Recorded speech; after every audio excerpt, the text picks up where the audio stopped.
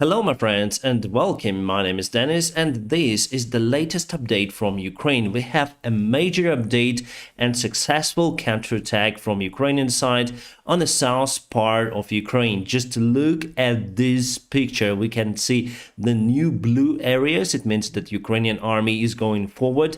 Also the gray area increased dramatically and this picture was during my last video, so situation changes every hour. So firstly we took Snegurivka, some parts of that, and today each hour our forces go forward to Kherson. Well, good news. So I think Russia really decided to withdraw their forces from Kherson and northern part of this region, and they will accumulate their forces on the south part of it. They may concentrate some of their artillery systems to target Kherson city. They want Ukrainian army to go there to take the city, and after that they will start shelling. But we have the HIMARS rocket artillery systems, we have aviation and usual barrel type of artillery, which usually has the longer range compared to the Russian artillery. Still, the fighting is ongoing in that area because Russia is withdrawing not with all of their forces, but little by little. Still, I expect that in a few days Ukrainian army will enter Kherson. I promise you, my friends, that till the New Year we're gonna take Kherson. Well, now it's not yet the winter time and the Ukrainian army is very close to the city, and today there were some of the reports that Ukrainian special forces already entered Kherson city with the small groups. Russian side haven't negotiated any kind of the ceasefire or safe corridors for their army, so that is why our artillery continued to fire towards Antonovsky Bridge, Russian ferries, and they desperately tried to evacuate from that area but sustained dramatic losses. And we expect to have more BTRs, tanks and everything from the Russian army, because from Kherson city there is no way how they would take tanks with them. Still, they may use this way, the Kakhovsky Dam.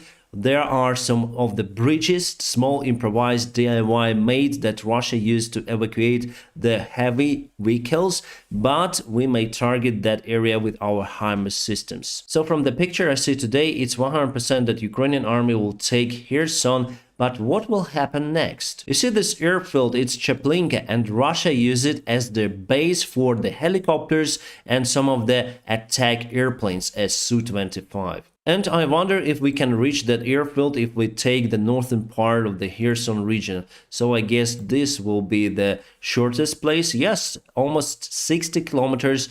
It is within the range of the HIMARS system. It could be the second Chernobyevka for the Russian army. Just to remind you, Chernobyevka is here. Russia already evacuated from that airfield. It was under attack by Ukrainian artillery for a long time, but it's gonna be Chaplinka's turn to be under attack.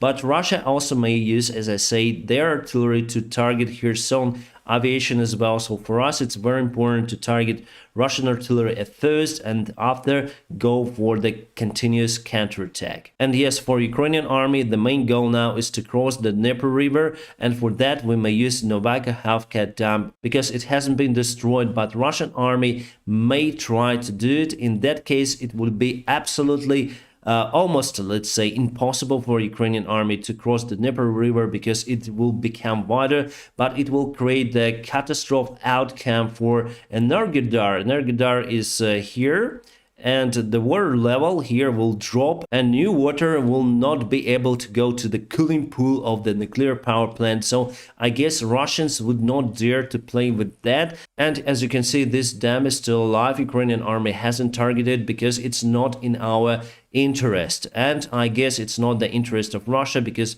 this part, the south part, will be just flooded, and Russia has now their army on the south part of the Dnieper river. If Ukrainian army cross the Dnieper river, it will open the new opportunities to go to Armyansk, which is on a way to Crimea itself. Can we reach this critical road for the supplies from Crimea to this territory of Russia?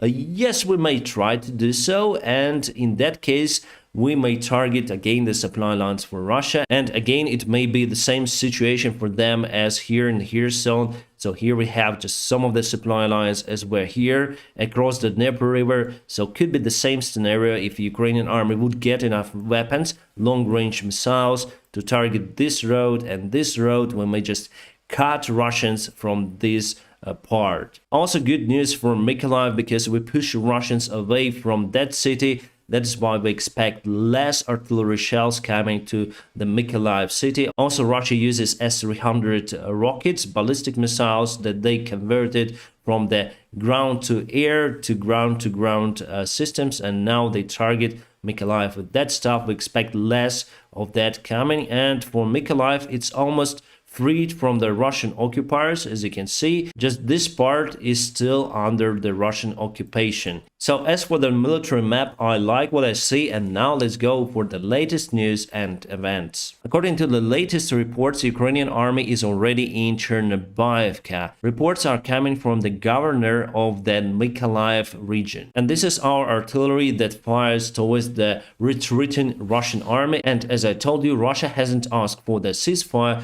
to safely withdraw their forces. And yes, here is some kind of the information. It's in Russian, obviously, but I may translate to you that some of the special forces of Ukraine is already in Kherson, were spotted in Kherson. They use small groups to cover up traps that were installed by the Russian army. And according to the information coming from the local people in Kherson, Russia have destroyed most of the facilities, including electrical power plants and other stuff. They also put the minefields, they mine the infrastructure, while they do what they can to slow down Ukrainian army. And locals already met Ukrainian army with our flags. Yes, they were under occupation for 8 months.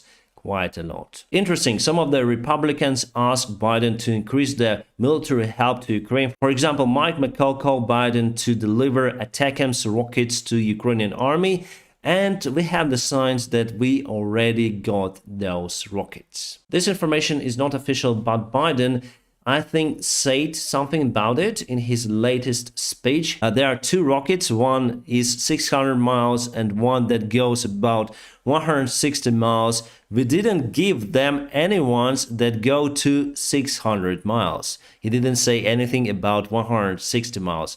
He said we didn't give them, but we gave them, in that case, 160 miles rocket. So yes, President Biden was speaking about PRSM rockets that has the range up to 500 kilometers, and he didn't say anything about ATACMS, so probably we have them already. President Biden said that supplyment of those drones may lead to escalation of the war. I don't know, my friends. We have Bayraktar drones, we have very advanced systems that operate in our skies.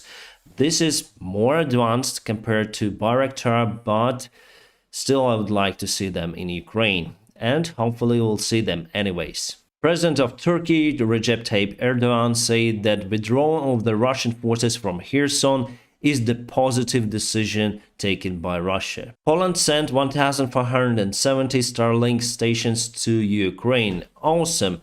Still, we have to pay the subscription, but it's much lower compared to European and American users. We pay just $60 per month, and our volunteers collect funds to cover that cost of internet. According to the latest information from our generals, Russia still has around 20,000 soldiers that are in that area. They don't know what to do. Our army goes, the supply lines, the bridges were cut, and Tonsky Bridge is under constant fire by Ukrainian artillery. So it's gonna be probably one of the biggest losses for the Russian army during this war, because basically how can they just swim across the Dnieper River? It's kind of cold, you know, and they could be just devastated over there. So for sure it's the wrongdoing from the Russian side, because without any bridges, well, they still have this Novakhovka bridge that works more or less, but for the 20,000 soldiers, it may take few weeks to withdraw them from the single bridge. So they should have put some of the pontoon bridges there, secure the perimeter, and withdraw their forces. And now it's gonna be chaotic chaos for the place. They may have lots of losses, but the only way for them is just to surrender to Ukrainian army, or just to swim across the Dnieper River. And if they cross it to the other shore, just imagine how demilitarized those soldiers would be. Well, anyways, my friends, I'm gonna keep you updated on situation here in Ukraine. What you need to do to support my channel is just to press the like button. And if you want to support me financially, there are some of the links in a video description below. You may support me on PayPal, Patreon, or Donatella, whichever is more convenient for you. My friends, I wish you a peaceful sky wherever you are. Have a great time.